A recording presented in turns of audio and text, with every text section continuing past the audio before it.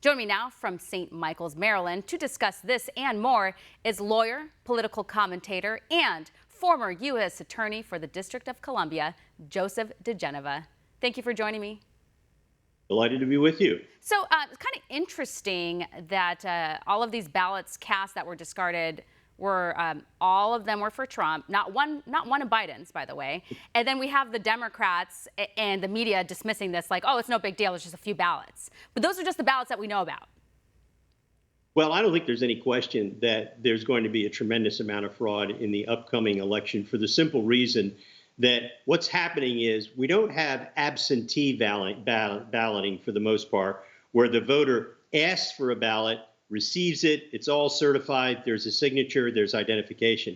What's happening now is Democratic governors around the country are simply mailing out ballots to everyone on the registration list, even people who are dead, people who no longer live anymore at that address.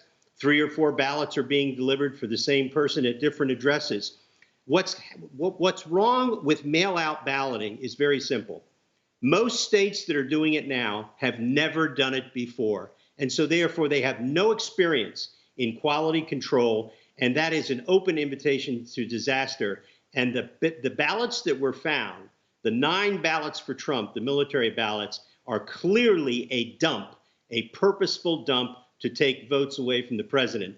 That is the tip of the iceberg on this. Yeah, it's rather curious, again, that not one of them was for Biden. Right? Right. I mean, you have to ask some serious questions here. And the fact that they dismiss it, imagine if all those ballots were for Biden. They'd be losing their minds, setting their hair on fire. But again, since it was for Trump, it doesn't really matter. Now, I saw this. I thought this was pretty interesting. So over in Texas, the Attorney General, Ken Paxton, announced charges against 4 people, including a county commissioner, for allegedly carrying out a mail ballot fraud scheme back in 2018 in a Democratic primary. So it even happens on the other side. Well, that was a pretty brazen scheme. They just went around and created votes, literally, and did a swing of thousands of votes in order to get the gentleman, so to speak, elected. It's really, but that is the danger when you have harvesting, which of course is when people go around with ballots which have been mailed out, and they go and they get the voter to sign it. It's open to pressure, intimidation, falsification. There's no way to verify what happened. And that's just an example of it. And that's why when Senator Bernie Sanders says there's no evidence of voter fraud in this country, that's an absurd comment. It's absolutely false. And in fact, in a very famous commission, which was chaired by Jimmy Carter, they warned that mail-out voting, unsolicited ballots, was one of the most dangerous forms of voting you could have in a democracy. Well, and Democrats have been pushing for this for many years, and they've obviously have taken advantage of this pandemic. They tell you that you need to stay home, unless, of course, you're protesting for social justice. So I think if you can go and protest for social justice, you can actually go in person and vote. And of course, there's exceptions, people who are immunocompromised or have some sort of issues. That's what the absentee ballots are for, and that's what the process is for. But what really is concerning is this last-minute push. How can states even handle this? The cost. There are so many things that can go wrong, and people are kind of asleep at the wheel here. Well, that's absolutely correct.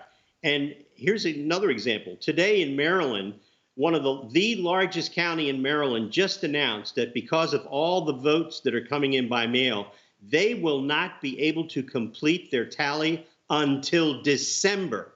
The largest county in Maryland will not be able to complete its vote until December. And by the way, the Democrats now are deeply worried about their push for mail-out voting. They're now have started a push to convince Democratic voters to try and go to the polls and vote in person, or to personally deliver their ballots to the various boards of elections.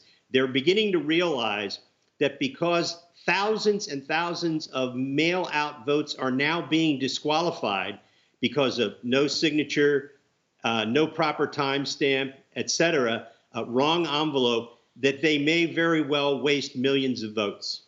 Unreal. And now we have people losing their minds, trying to put words into President Trump's mouth, saying that he's not going to accept the election results. They've been saying that same thing since 2016. I think it's pretty ridiculous, actually, and it's wrong and it's lies. And you just do a quick Google search, like hundreds of articles written on this. Well, the fundamental truth is that the only party that has refused to accept an election recently are the Democrats, and that was Hillary Clinton, who refused to accept the results of the 2016 election. She still maintains to this day that it was stolen from her. We haven't figured out by whom yet, but she's still looking. She's like O.J. Simpson. She's looking for the murderer of her election. It's really a form of delegitimization of the process and of the president, and to try and throw doubt into the election. But it's not going to work. The American people have figured this out. And by the way, President Trump has said, and the commentators who accuse him of saying he won't abide by the election, he said, once the Supreme Court certifies the election, I will abide by it. Yeah. And we know that Democrats have been trying to pull a lot of these tricks out of their sleeves for quite some time. I mean, we've heard them say things like abolish the Electoral College just because they feel like it's not convenient for them.